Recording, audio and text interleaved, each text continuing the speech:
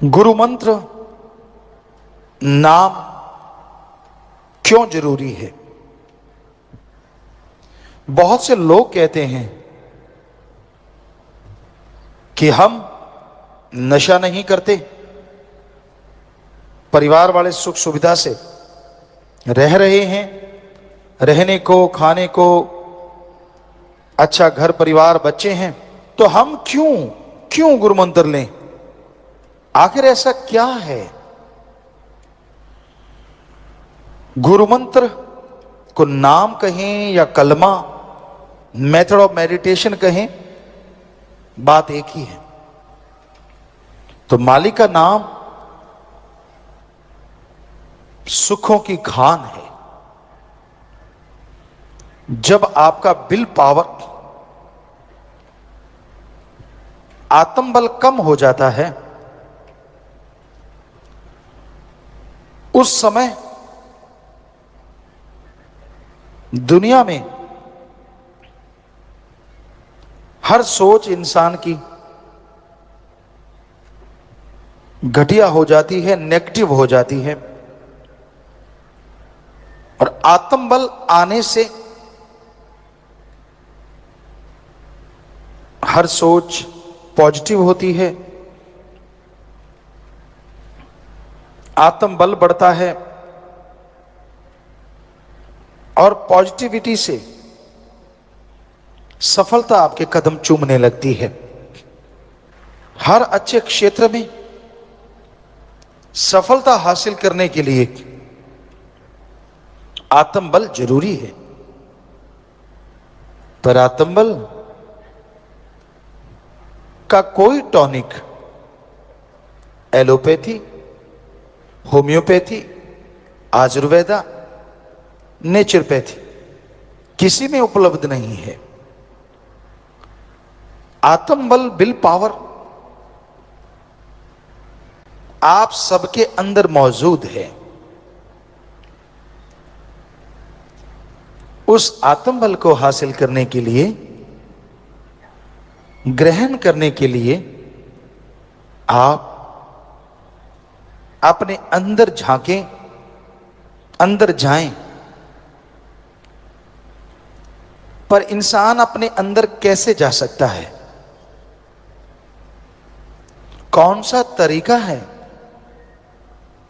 जिससे आप अंदर जा सकें? क्योंकि वो तो धुन, वो अनहद नाद अंदर है जिससे आत्मबल बढ़ता है। तो पहला स्टेप, आप सत्संग में आए, संत पीर फकीर वहां आपको समझाएंगे, समझें। दूसरा स्टेप, आप मेथड ऑफ मेडिटेशन, गुरु मंत्र, कलमा नाम लें। और तीसरा, आप उस नाम का अभ्यास करें। आत्मबल बढ़ाने के लिए गुरु मंत्र तो मिल गया, अगर उसका जाप आप नहीं करते तो आत्मबल बढ़ेगा कैसे? जिस तरह आपके सामने घी, दूध, मक्खन, बादाम सब कुछ रखा हुआ है, सिर्फ माथा टेकने से, सिर्फ उनको सजदा करने से उनकी पावर आपकी बॉडी के अंदर नहीं आती, स्वाद आपको नहीं मिलता।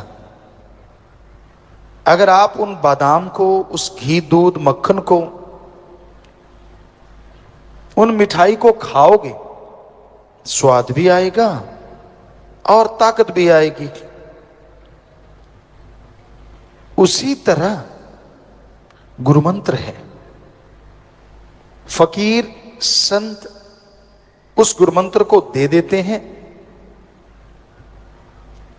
अब आप उसका अभ्यास करें, जाप करें, स्वाद भी आएगा और पावर भी आएगी। और वो एक ऐसा अलौकिक स्वाद है ऐसा अलौकिक आनंद है जो आपको काम वासना, क्रोध, लोभ, मोह, अहंकार, मन माया, तमाम बुराइयों से दूर कर देगा। क्योंकि जैसा प्रभु के नाम में स्वाद है, जैसा नशा है, दुनिया में कहीं नहीं। शराब, पोस्त, भांग, अफीम, चरस, हेरोइन, स्मैक, ये सारे नशे एक तरफ और ईश्वर की भक्ति का नशा एक तरफ। अगर दोनों की आपस में तुलना करें तो ईश्वर की भक्ति का नशा करोड़ों गुना बढ़ के नशा देने वाला है। फर्क क्या है दोनों में? आप दुनियावी नशा करते हैं, वो बर्बादी का घर है। शरीर खत्म होता है, दिमागी तौर पे आप खत्म होते हैं, समाज में आप पे लानतें पड़ती हैं और आप दुखी परेशान रहते हैं। मां बाप, बच्चे, परिवार सब दुखी हो जाते हैं। ज्यों ज्यों नशा करते जाएंगे आप दुनियावी, त्यों त्यों अपना खात्मा आप खुद करते जाएंगे। पर ईश्वर के नाम का नशा, राम नाम का नशा, जो आप घर बैठे बिठाए कर सकते हैं, घर गृहस्थ में रहते कर सकते हैं, जैसे जैसे जाप करते जाएंगे, जैसे जैसे वो नशा करते जाएंगे, आपका शरीर तंदुरुस्त, दिलो दिमाग स्वस्थ से स्वस्थ होता चला जाएगा। घर परिवार में खुशियां, रौनक आनी शुरू हो जाएगी और समाज में लोग आपकी इज्जत करेंगे।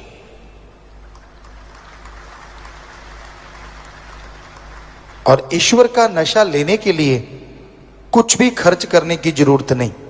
ना पैसा चढ़ाओ, ना कपड़ा लत्ता बदलो, ना जमीन जायदाद, ना नोट बोट का चक्कर। आप जुबान से ईश्वर की भक्ति करें और हाथों पैरों से कर्म जोगी बने। अच्छे कर्म करो, चाहे वो शारीरिक मेहनत हो चाहे दिमागी मेहनत। अगर अच्छे कर्म करते जाओगे, साथ में प्रभु का नाम लेते रहोगे, तो जिंदगी की मुश्किलें आसान होती जाएंगी। आपके रास्ते में जो भी कांटे आते हैं वो फूल बन जाएंगे। आपके दिलो दिमाग में जो भी नेगेटिविटी है, भक्ति से, इबादत से वो पॉजिटिव रेज आने शुरू हो जाएंगी। कई बार आदमी अपनी आदतों से मजबूर होता है। कई किस्म के लोग हैं इस दुनिया में, पर ज्यादातर लोग जो दिखते हैं वो होते नहीं। ये हमने 5-7 करोड़ लोगों को देखा, उनसे मिले, ज्यादातर का ये हाल होता है। जो बोलते हैं वो होते नहीं और जो होते हैं वो बोलते नहीं। सारे एक जैसे नहीं होते।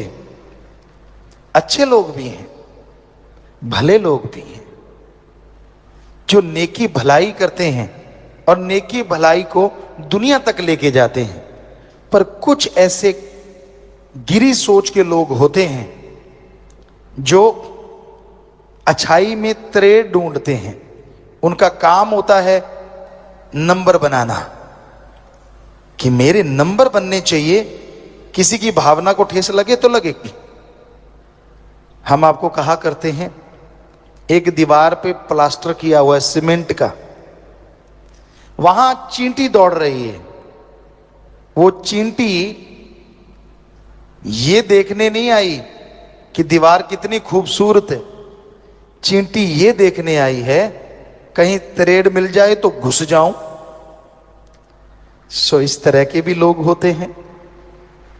लेकिन राम नाम में तो कोई तरेड़ होती ही नहीं, ना तो कोई वहां पैसा लिया जाता है, ना धर्म जात मजहब छुड़ाया जाता है, ना किसी से कोई जोर जबरदस्ती होती है।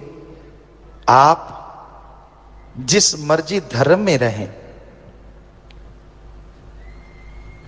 जो मर्जी पहनावा पहने, आप धर्म मजहब में रहते हुए ईश्वर की भक्ति कर सकते हैं। आप धर्म मजहब में रहते हुए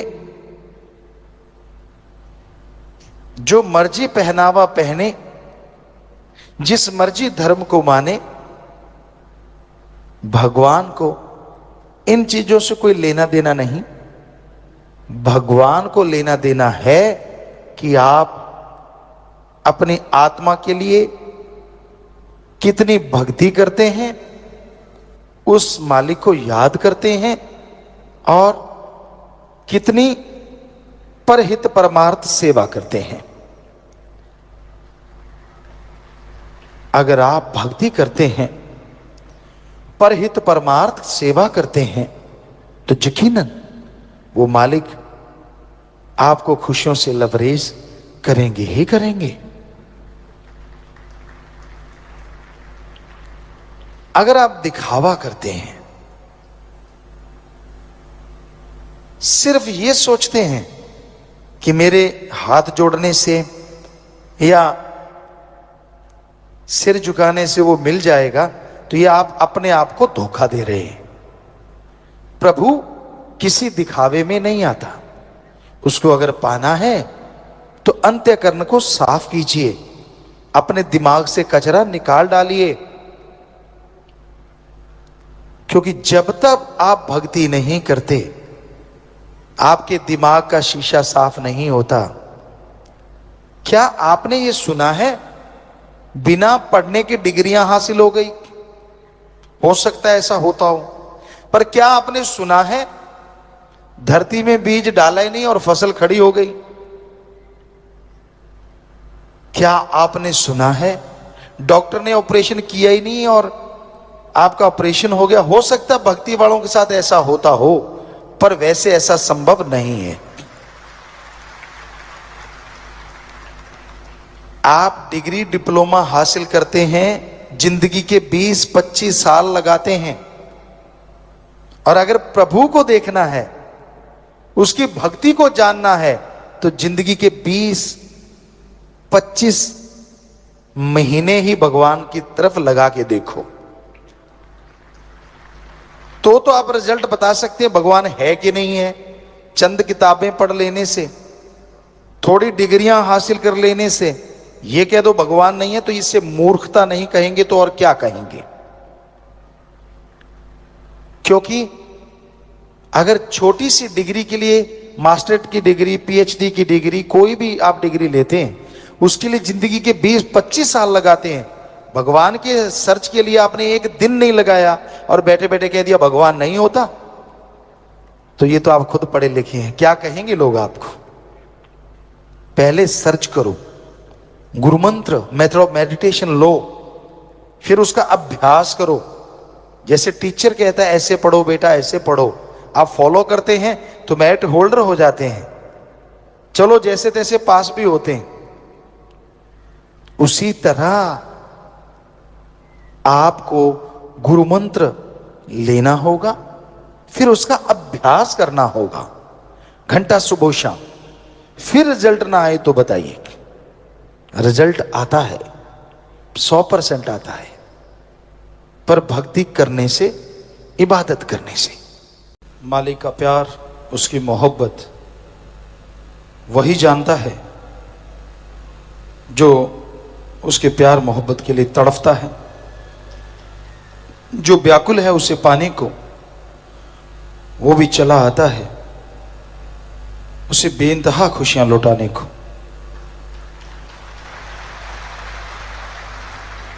अंदर तड़प, अंदर लगन होनी चाहिए। मालिक कण कण में, जर्रे जर्रे में नजर आने लगता है। वो तो हर जगह है, कोई जगह उससे खाली नहीं है, पर इंसान की भावना है।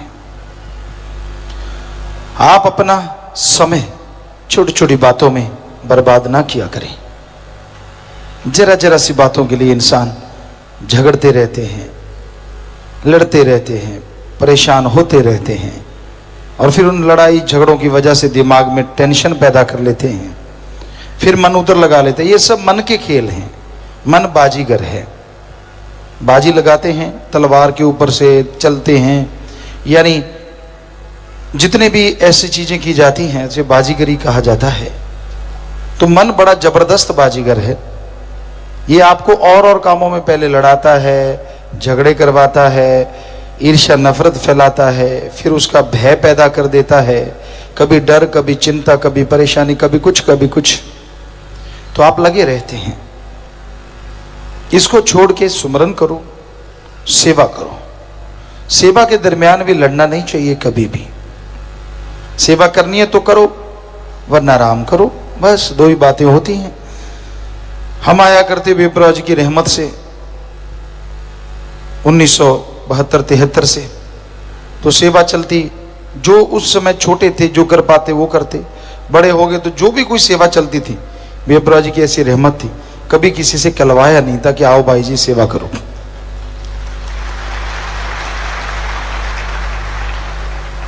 कई बार हमने देखा यहां खेत है, नर्सरी है, वहां साइड में एक जगह खेत होता था। तो हम आते कई बार और सेवादार खड़े होते बेचारे सतरमचारी, लंगर लिए, कुछ सेवादार, काफी सारा लंगर होता। हमने कहा खेत देके आना है ना? कहते हाँ। हमने कहा गाड़ी लेके आ जाओ। तो उनको बिठाते, वहां लंगर देके आते। कितनी देर लगेगी? लंगर खिलाने लगते उतनी देर में कोशिश करते कि हम भी थोड़ी गेहूं काट ही दें, जितनी सेवा कर सकते हैं। ये कह के करवाई तो बड़ी करवाई। पंजाबी में एक कहावत है, शिकारी को अगर लगे लगे करके लगाया तो क्या लगाया। कईयों को पता नहीं होता क्या है, आजकल के बच्चों को शायद बिल्कुल पता नहीं। शिकारी कुत्ते होते हैं, शिकारी उसको साथ रखते हैं। कोई भी शिकार निकलता है, क्योंकि उनका काम ही, पेशा ऐसा होता है। खरगोश निकला, तितर उड़ गया, कुछ उड़ गया, तो उनको कह के लगाया लग जा पीछे, तो क्या लगाया। शिकारी का काम होता है कि जैसे निकला तो वो उसके पीछे ऑटोमेटिकली लग जाता है। वैसे जो मालिक के आशिक होते हैं, जो उसके शिकारी होते हैं, मालिक को पाना चाहते हैं। शिकारी तो भगवान है, वही शिकार करता है। पर जो उसके आशिक होते हैं वो ये नहीं देखते कि धूप कड़ी है, मेरे कपड़े बढ़िया पहने हैं, या लोग क्या कहेंगे, बड़े घर से हूँ, फलाना दिनकड़। वो ये नहीं देखते। वो देखते हैं अच्छा मालिक का खजाना लूट रहा है और बड़ा मौका मिला यार, लूट लो जितना लूटा जाता है, दैट्स ऑल। बस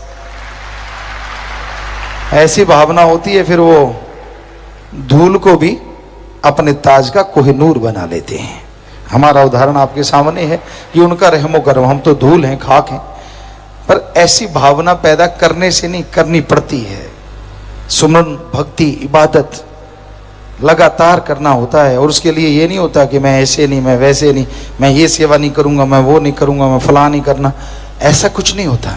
आप जो कर सकें, तन से कर सकते हो कर लो, धन से कर सकते हो, बीमारों का इलाज करवा दो, भूखे को पानी पिला दो, और प्यासे को पानी पिलाओ, भूखे को खाना खिलाओ, पढ़ने वाले की पढ़ाई के लिए किताबें दे दो।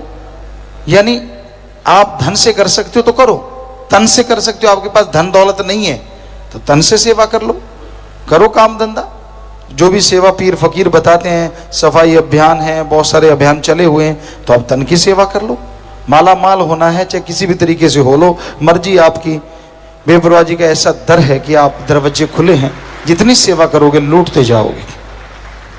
वो कहते हैं बकरी दूध देती है, देती मेंगनी घोल के। भावना से करो। अब दूध में मेंगनी घोल दी तो कौन पिएगा? दूध तो स्वश ही पिया जाता है। इसलिए भावना शुद्ध होनी चाहिए। अब सेवा करनी है तो करनी है, इसमें क्या लेना देना है। तो ये एक अंदर ख्याल रखो, टेंशन ही ना लो, बिना वजह चिंता, वो होगा कि नहीं, ये हो जाएगा कि नहीं। वो जाने, उसका काम जाने, वो अच्छा ही करेगा, अपने बच्चों के लिए कभी बुरा नहीं करेगा। दृढ़ यकीन, भावना, शुद्ध भावना। कभी किसी का दिल दुखाओ ना। अपनी चतुर चालाकी से आजकल लोग ठगियां मारते हैं। हम देखते रहते, बाजारों में विचरते हैं, कई जगह जाते हैं तो बड़ा देखने का नज़ारा मिलता है। लोग कह देते हैं, बाबा जी, गुरु जी, हम तो एक पैसा नहीं कमाते। उन्होंने कहा, फिर इतने बड़े घर बंगले कैसे बना रखे हैं? अगर आप पैसा ही नहीं कमाते, बेचारे कच्चे हो जाते, लानत आती कि हमने क्या बोल दिया। और कमाते कितना कहें, ये वो इतना थोड़ा सा ही कमाते हैं बेचारे, 500-700% लेते हैं, थोड़ा बहुत नहीं लेते। वो इतना बड़ा बड़ा मार्जिन होता है उनका। ठगियां मारना भी उनके लिए रिश्ते नाते का कोई मायने नहीं होते। तो ऐसा हमने अपनी आंखों से देखा है। फिर टेंशनें, फिर परेशानियां, फिर दुख, फिर मुसीबतें इंसान को घेर के रखती हैं और इंसान दुखी होता रहता है। तो सुमरन करो, do the method of meditation continue.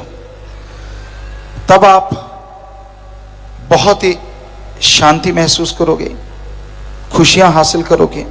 क्योंकि रूहानियत में चलना नाज नखरे का काम नहीं है, ना ही दुकानदार वाला सौदेबाजी है कि तू इतना कर दे।